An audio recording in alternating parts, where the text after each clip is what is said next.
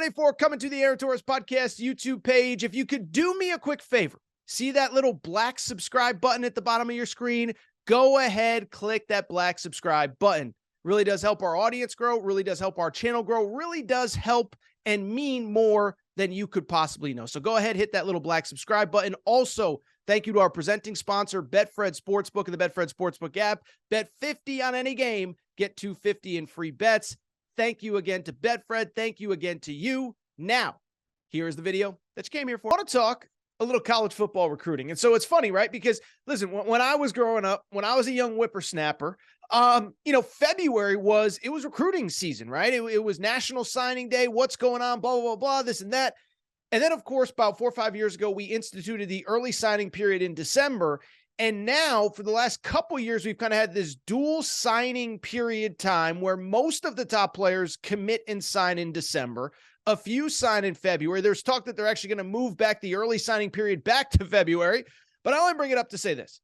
It is that on Wednesday, we get our second signing period for the high school class of 2023. Now, it's important to note virtually every important player, every marquee player signed in the first signing period.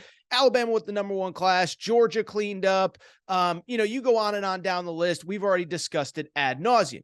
With that said, though, there is still, I would say, a handful of pretty marquee players who have yet to announce where they're going to college. By the way, I should mention, there's a couple players who have since committed post-early signing period, like a Cormani McClain, who haven't officially put pen to paper. Now, I expect him to do that with Colorado tomorrow.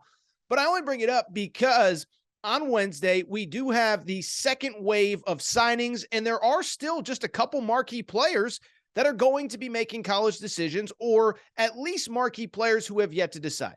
And so what I want to do now is spend the next 10 minutes or so, 8 minutes or so, whatever it is, going through the elite players that are still available, where they are in their recruitments, and where I believe that they will end up. Some of them will sign or at least commit on Wednesday.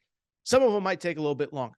First player that you need to know, young man named Nyckoles Harbor. He is an athlete in every sense of the word from the Washington, D.C., Maryland area. And what's especially interesting about him is that football, despite him being a 5-star top 20 prospect nationally, football is not his best sport. Sounds crazy, but he is a world-class sprinter. I'm not a sprinting expert, but like a 6'4", 60-yard dash is like Olympic quality good. And he is a kid that plans on playing college football, but has stated a goal that he wants to run in the 2024 Paris Olympics. And so it's important to note, because part of his recruitment is not only what can you do for me in football, but what can you do for me on the track as well? And when I say what can you do for me, I just mean, how is your program in each? What's going to set me up best to not only have success in football, but maybe just as important, where am I going to have success in track? And so it's been a unique recruitment. For most of it, it focused on 3 schools. Michigan speaks for itself, right? Great program, Jim Harbaugh, NFL, this and that. Maryland, the local school. He has visited the school. I mean, I don't want to say dozens of times, but probably pretty darn close. And actually, South Carolina, for much of his recruitment, has been perceived to be the favorite. Shane Beamer and his staff have done an excellent job building a relationship with this kid. And it is worth noting, by the way, South Carolina has prioritized the Maryland, D.C. area as an area of priority in recruiting. 3 players in their 2023 class from the Maryland, D.C. area, one of them from D.C. as well. So players who are familiar with Nyckoles Harbor and vice versa. Beyond those schools, a couple things. One, there was a half a second where he was linked to Colorado and Coach Prime Deion Sanders. That appeared to have been some kind of social media prank. He even tagged himself in Boulder, but nobody can confirm that he was ever actually there. But what's especially interesting about Nyckoles Harbor is that as of the last probably week or so, another school has really made a move on him, and that is Oregon. Oregon, of course, had a great early signing period, flipped Mateo Uiagalelei. He didn't flip, I take that back, but they got the commitment from Mateo. They have killed it in the transfer portal. Kyrie Jackson from Alabama, Trayshawn Holden from Alabama, on and on. And they have really made an impression. They got him on campus this past weekend. And I think there's a chance that they like I said, I think they have made a real impression. And why I think it's important to consider consider Oregon in the mix here is for the following. They have one of the great track and field programs anywhere in college track and field, okay? This is a program that has won 2 national championships in the last decade. I believe they've won about a dozen in the history of their program, an iconic track and field program. Phil Knight, founder of Nike, ran track there, ran for a guy named Bill Bowerman, who is basically like the Bear Bryant of track and field. So this is basically like, in track and field parlance, it is Alabama football, Kentucky basketball, UConn women's basketball. That is how Oregon track and field is. So with that said, Nyckoles Harbor did visit this past weekend, and I'll tell you, it feels like it is down to 2 schools for this kid. South Carolina, the long perceived favorite, and Oregon, the new kid on the block. Now, he will commit on Wednesday. So he is done. The quote unquote hay is in the barn. He is going to commit on national TV. And if I had to project, if I had to put in a crystal ball, and I have seen some crystal balls for South Carolina, I'm going to go with Oregon. And I just think you always want to be the last one to make an impression. It's fresh on his mind. He just got back from campus. I don't think he would have made that visit if he didn't really seriously want to consider Oregon and learn more about it. I just don't think you're making that visit at this point in the process if you're not seriously considering him. My understanding, I read this somewhere, that the track and field coaching staff actually rearranged their schedule. They were on the road, but they either left late or came back to host him, came back early or whatever. Point is, they came back to host him. They rearranged their schedule for him. And I just think that combination of not only what they can do in football, but track and field as well. I think when Nyckoles Harbor announces on Wednesday, I believe he will end up being an Oregon Duck. Again, he is a guy that is going to commit and is going to sign on Wednesday. Let's keep it going. Second 5-star that is still available. Another interesting guy, because he, like Nyckoles Harbor, football might not be his best sport, okay? So we are talking about Duce Robinson, tight end out of Phoenix, okay? And 5-star guy, top tight end in the class, but he is also a heck of a baseball player. His father played baseball at Florida State, played football and baseball at Florida State. And so where Duce Robinson is kind of in an interesting pathway is he really actually has 2 pathways.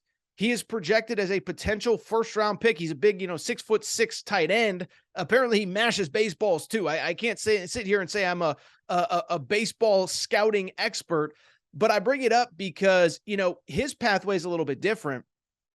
He could take one of two decisions. He could either, and he's talked about this, by the way, he could either get drafted by Major League Baseball this spring, sign with a baseball team, a Major League Baseball organization, play minor league ball in the summer, and then enroll as a walk-on in college and play football in college.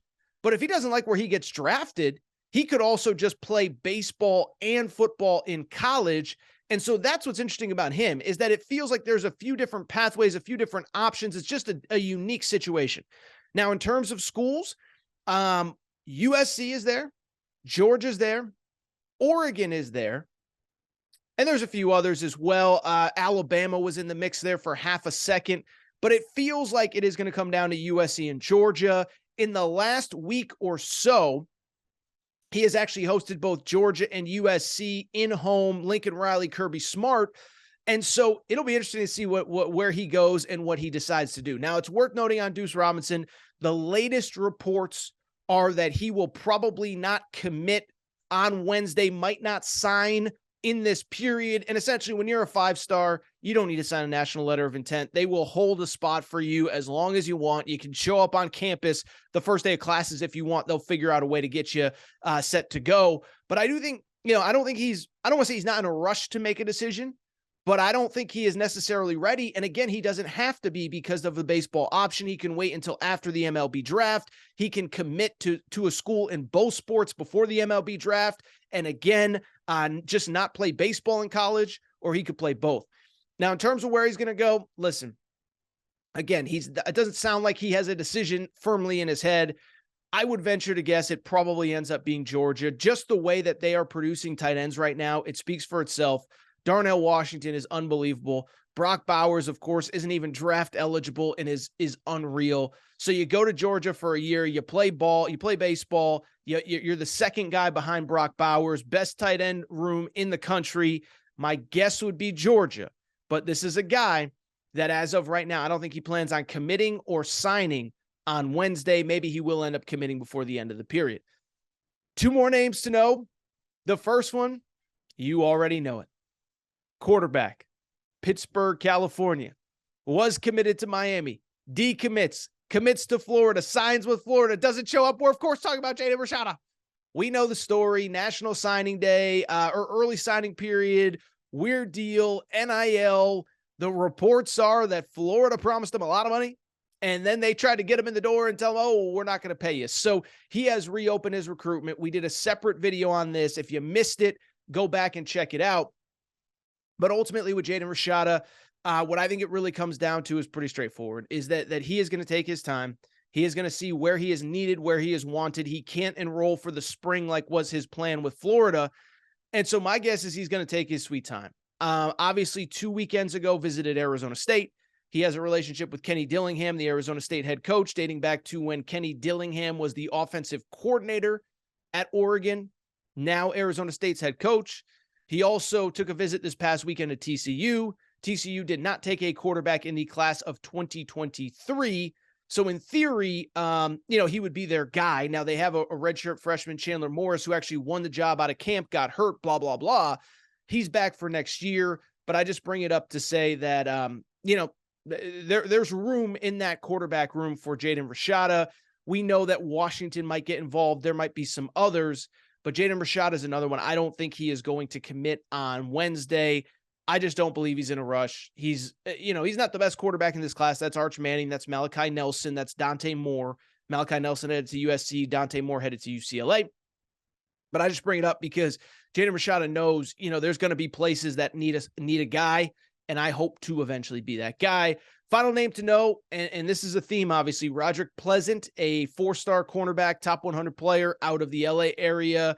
Gardena, Sarah, I forget the high school, but from Gardena, California, it has been historically a USC hotbed, same high school as Marquise Lee, as Robert Woods. And so Roderick Pleasant is yet another guy who is being recruited to play 2 sports. He, like Nyckoles Harbor, is a track guy as well. But he has said in multiple interviews that his primary focus is football. He appears to be down to 3 schools, USC, UCLA, and, beyond USC and UCLA, it appears as though, he took some other visits, Oregon, Boston College, Cal. My guess would be that it's really USC, UCLA, and Oregon. And my guess would be, just reading interviews with him, it's going to be one of the LA schools. Now, here's another one. He said in an interview earlier this week, he said, I am really torn. I'm still going through pros and cons. My guess is it's a USC, UCLA showdown. And my guess is USC ultimately gets Roderick Pleasant. If you enjoyed this video, do me a favor. Make sure to subscribe to the Aaron Torres Podcast YouTube channel. This channel right here that you're watching right now. Subscribe. Appreciate your support. Just past 20K. Let's get to 30K. Thank you again for all of your support.